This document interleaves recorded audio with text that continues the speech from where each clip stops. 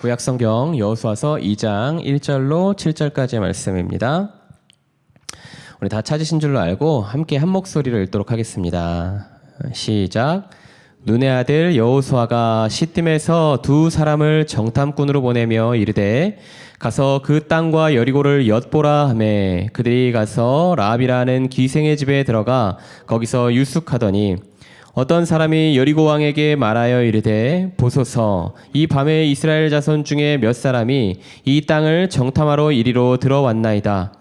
여리고 왕이 라합에게 사람을 보내어 이르되 내게로 와서 네 집에 들어간 그 사람을 끌어내라. 그들은 이 온 땅을 정탐하러 왔느니라. 그 여인이 그 두 사람을 이미 숨긴지라 이르되 과연 그 사람들이 내게 왔었으나 그들이 어디에서 왔는지 나는 알지 못하고 그 사람들이 어두워 성문을 닫을 때쯤 나가 어디로 갔는지 내가 알지 못하나 급히 따라가라. 그리하면 그들을 따라 잡으리라 하였으나 그가 이미 그들을 이끌고 지붕에 3대에 숨겼더라. 그 사람들은 요단 나루터까지 그들을 쫓아갔고 그들을 뒤쫓는 자들이 나가자 곧 성문을 닫았더라. 아멘. 네, 저희는 이제 지난 시간을 통해서 여호수아서 1장을 이제 잘 살펴봤었습니다. 여호수아 1장을 살펴보면 내용은 그랬죠. 여호수아가 이제 모세의 자리를 이어받아서 이스라엘의 지도자가 되었습니다. 그리고 하나님께서는 이 지도자가 된 여호수아와 또 이제 새롭게 약속의 땅으로 나아가야 할 이 가나안 땅에 나아가야 할 이 이스라엘 백성들을 향해 약속의 말씀을 허락해 주셨죠. 그래서 이 믿는 이들의 그 여정 속에 하나님은 어떤 말씀으로 화답하시는가? 강하고 담대하라. 내가 그 땅을 주리라.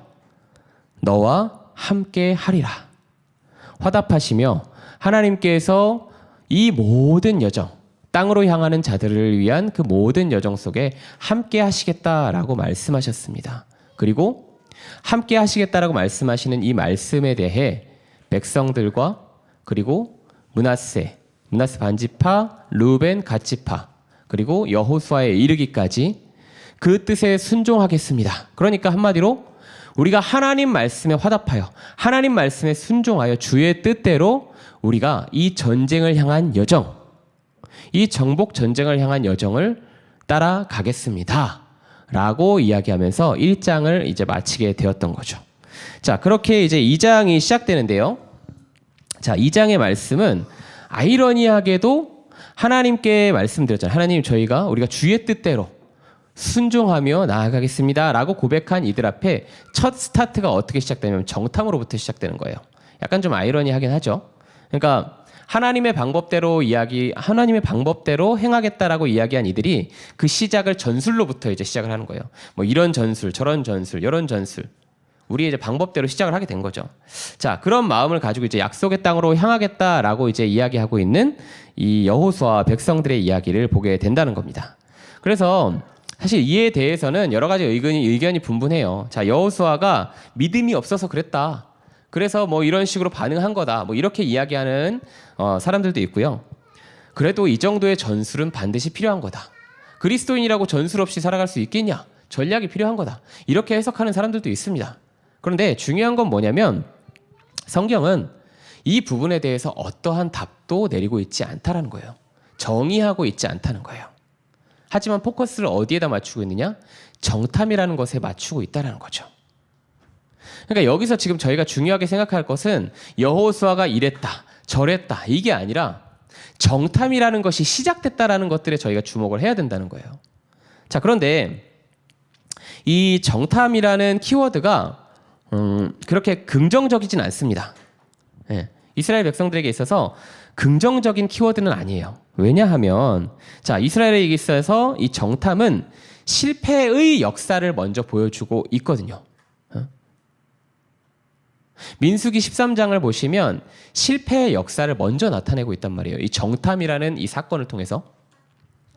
그리고 결정적으로 이 정탐이라는 키워드로 인해 실패의 역사를 겪은 이스라엘이 어떤 일을 겪었습니까? 광야에서 40년을 보낼 수밖에 없는 그런 진짜 실패와 어려운 시기에 그 역사를 보낼 수밖에 없게 만든 게 이 정탐이기 때문에 긍정적인 요소로서의 정탐이라는 것이 등장하지를 할 수가 없다라는 거예요. 자, 성경을 좀 찾아보면요. 우리 민수기 13장 30절부터 33절까지 말씀을 좀 한번 같이 읽어볼까요?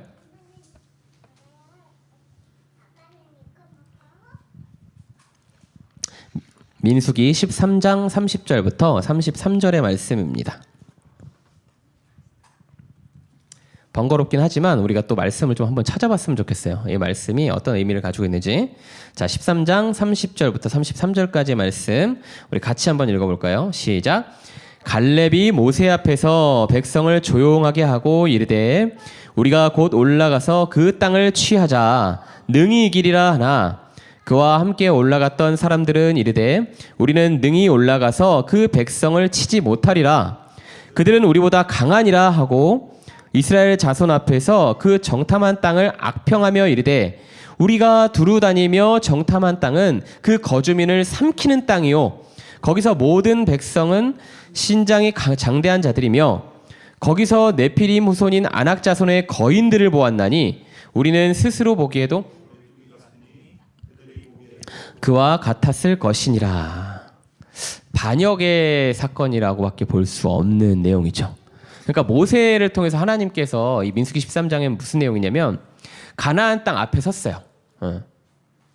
북부 광야에 있는 데서 이 앞에 서서 이제 가나안 땅으로 들어갈 것에 대한 여정을 준비하고 있었단 말이에요. 그런데 하나님께서 뭐라고 말씀하시냐면 그 땅을 정탐하라. 그래서 모세가 어떤 일을 하냐면 12지파에서 지도자 그냥 일반 12지파에서 뭐 싸움 좀 한다, 뭐 정보 좀 캔다, 날랜다 뭐 이런 사람들을 뽑은 게 아니라 12지파 안에서 지도자급이 아니라 지도자를 뽑은 거예요. 12명의 지도자.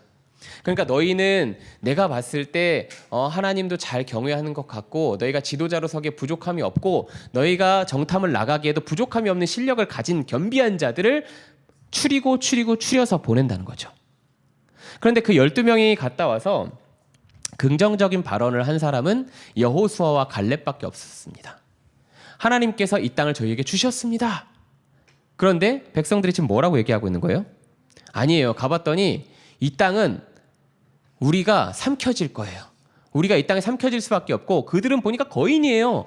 그들의 모습과 그들의 싸움 능력과 그들의 전투의 어떤 그 모든 가치를 봤을 때 그들은 거인이고 우리는 메뚜기에 불과합니다. 이건 하나님을 향한 모욕입니다. 하나님께서 그러니까 너희들에게 대표성을 가지고 그 땅으로 보낸 거예요. 하나님께서 세우신 그 대표성에 대해서 그들은 뭐라고 반증하냐면 우리는 메뚜기입니다라고 얘기하고 있거든요. 하나님이 세우신 것들에 대한 것들을 거절하고 거부한다는 거예요. 왜요? 두려우니까, 어려우니까, 안 보이니까. 하나님에 대한 불신과 가나안 땅에 대한 두려움, 그 하나님이 세우신 백성들에 대한 그 자긍심마저도 철저하게 무너질 수밖에 없었던 것이 첫 정탐 사건이란 말이에요. 그 대가로 40년의 광야 생활을 보내야만 했습니다. 그 대가로 벌을 받는 게 아니라 40년 동안 이제 광야에서 훈련을 받는 것이었지만 그들에게 너무나 고통스러운 시간일 수밖에 없었던 거죠. 그러니까 실패의 역사인 거예요. 아마도 그렇지 않았겠습니까? 그들이 후대였다 할지라도 생각하고 싶지 않은 역사, 그 첫 정탐의 역사였단 말이에요.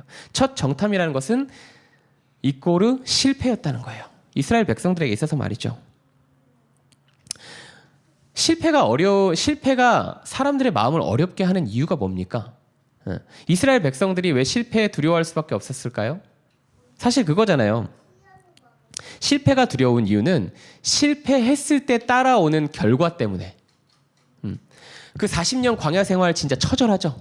처절한 역사가 펼쳐집니다. 막 먹을 것도 없고 입을 것도 없고 계속 싸우고 전투하고 쫓기고 밤에는 텐트 치고 낮에는 걸어야 되고 그 모든 여정에 대한 것들을 겪었을 그 이스라엘 백성들의 삶을 생각해 보세요. 우리가 실패를 두려워하는 이유도 사실 그런 거거든요. 결과. 실패를 경험해 본 적이 있으시죠? 저도 있습니다. 근데 실패도 두려웠지만 저는 다시 그 시절로 돌아가라고 하면 와, 내가 과연 그걸 감당할 수 있을까? 실패 후에 어땠냐면 제가 지금으로서 딱 이 말씀을 준비하면서 가장 고통스러웠던 실패가 언제였냐라고 이야기를 딱 짚어보면 딱 그때였어요. 입시 때. 예, 대학원 이제 입시 준비할 때. 그때는 정말 뭐 돈도 없지, 가진 것도 아무것도 없지, 없는데 지낼 곳도 없지. 그러니까 막 교회 잠옷실에 그 추운 겨울날 보일러도 안 들어오는 그 추운 그 잠옷실에 들어가가지고 자고 아침에 일어나면 어떠냐면 이불을 이렇게 막 한 4겹 5겹 덮고 잤단 말이에요. 근데 여기 코만 이렇게 얼어있어요. 그래서 코에 약간 아무튼 막 동상 같은 약간 이런 막 코가 시뻘개져가지고 막 그런 데서 막 생활을 했어요. 그리고 씻을 곳이 없잖아요. 씻을 곳이 없으니까 이제 화장실에 몰래 들어가가지고 거기는 따뜻한 물이 나왔어요. 정말 감사하게도 따뜻한 물이 나와서 몰래 사람들 없을 때 막 새벽에 가서 막 샤워하고 막 그렇게 지냈단 말이에요. 사실 실패한 거는 얼마든지 그래 뭐 또 실패할 수 있지, 딛고 일어나면 되지 할 수 있는데 실패 뒤에 따라왔던 그 결과들이 저는 너무 고통스럽더라고요.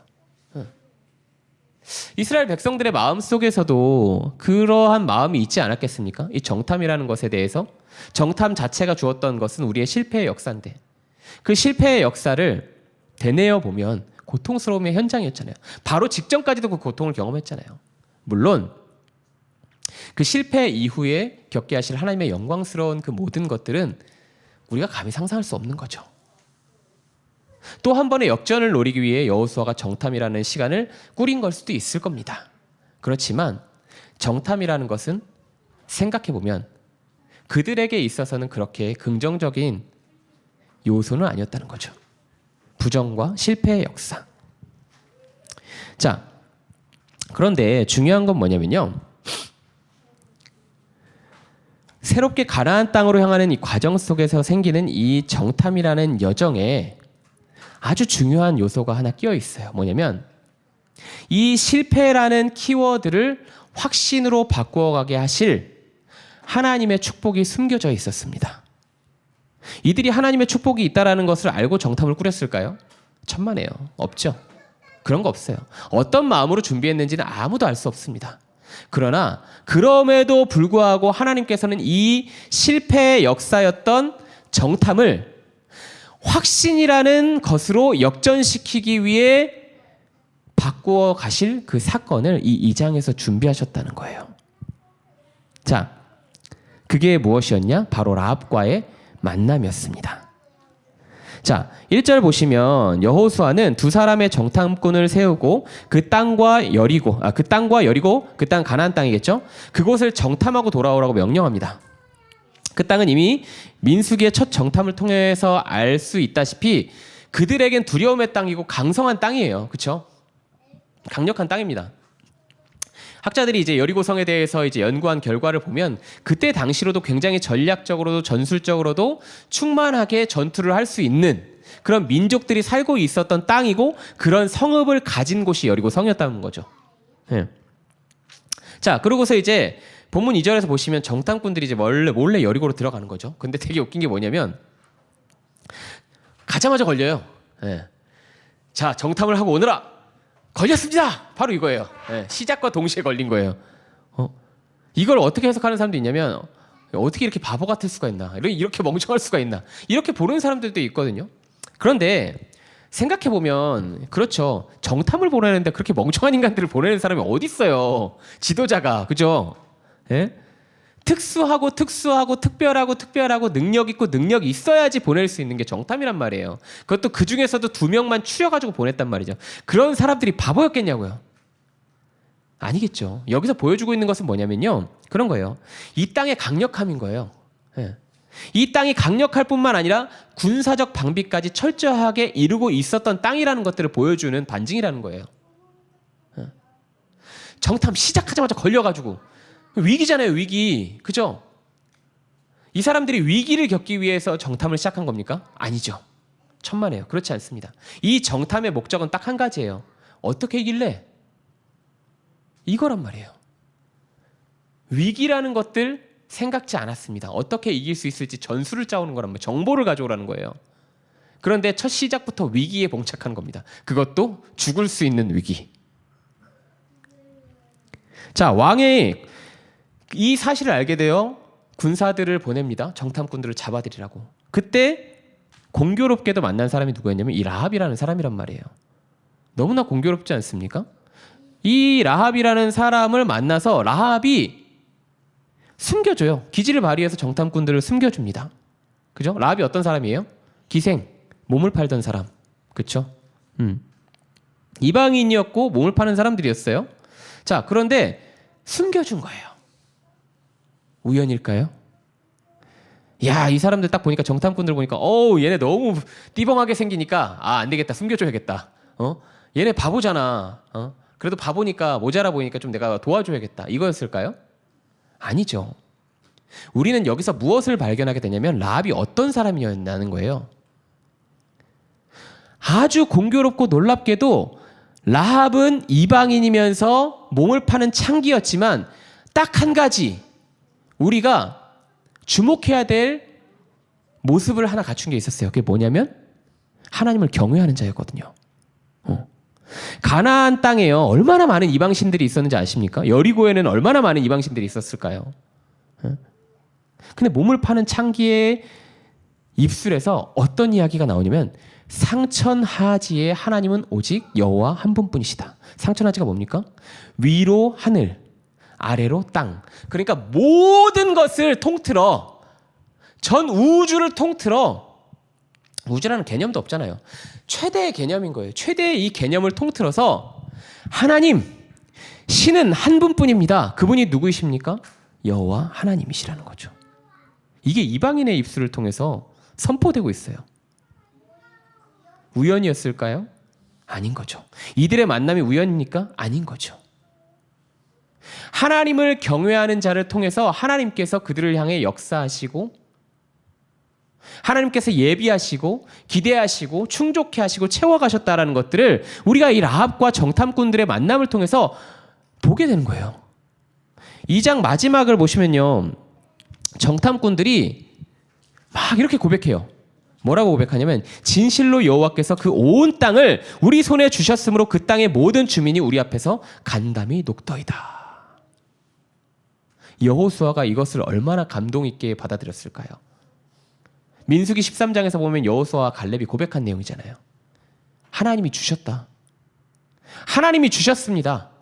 그런데 반역 사건이 일어났는데 40년이 지나고 나서 다시 그 땅으로 돌아가려고 하는 그때 실패의 아이콘이었던 정탐을 그들이 다시금 시작했는데 그 정탐이 이제는 또다시 실패로 돌아온 것이 아니라 확신으로 돌아오고 있는 거예요. 진실로 여호와께서 그 온 땅을 우리 손에 주셨습니다. 하나님이 우리에게 주셨습니다. 이 고백이 어디서부터 나왔냐면 라합을 통해서 나온 거예요. 그들이 전달하고 있는 거거든요. 이방인을 통해서. 그러니까 실패를 직접 본 여호수아가 이 말씀을 들었을 때 얼마나 큰 감동이었겠습니까? 나는 이런 마음으로 이들을 보낸 것이 아니었는데 하나님께서 우리에게 이런 확신을 주시는구나. 내가 너와 함께 하겠다라고. 내가 너의 앞길을 예비하겠다라고 말씀하시는구나. 내가 앞서가서 너희들의 길을 예비하겠구나 라고 말씀하시는구나. 이 가나안 땅을 향한 여정, 하나님 나라를 향한 그 여정이 얼마나 그들에게 축복되게 다가왔겠어요. 얼마나 힘이 났겠습니까? 여러분, 우리 하나님 이런 분이시거든요. 우리가 모르는 곳이요, 우리가 어려워하는 곳이요, 우리가 괴로워하는 곳이요, 고통스러워하는 곳이요, 그냥 가라고 하지 않으세요. 가서 부딪히면 다 돼. 이게 아니라고요. 내가 너에게 가라고 명령했지. 나는 너보다 먼저 앞서갈 거야. 내가 먼저 앞서가서 너를 향해 그 앞길을 예비해 둘 것이란다. 내가 먼저 가서 그 길을 예비할 것이란다. 우리 하나님 말씀하시는 거거든요. 여러분, 저희가요, 이 모든 신앙의 여정들을 걸어가는 게 만만치 않습니다. 그죠? 쉽지 않아요. 늘 얘기해 드리지만 우리가 예수님 믿으면 뭐 이렇게 잘 먹고 잘 살고 부자 되고 뭐 이렇게 뭐 그럴 수도 있죠. 그럴 수도 있어요. 그렇지만 그렇지 않을 수도 있잖아요. 아니, 그렇지 않을 수 있는 사람이 더 많을걸요. 훨씬 많을 거예요. 불공평한 하나님이시라서 그럴까요? 천만에요. 그렇지 않아요.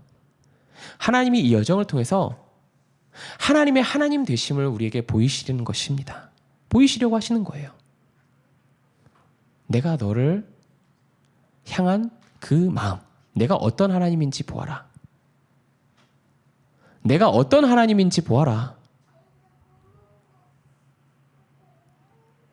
사랑하는 여러분, 저희 이 여정들, 믿음의 여정을 우리 함께 달려가고 있습니다. 계속해서 달려가고 있죠.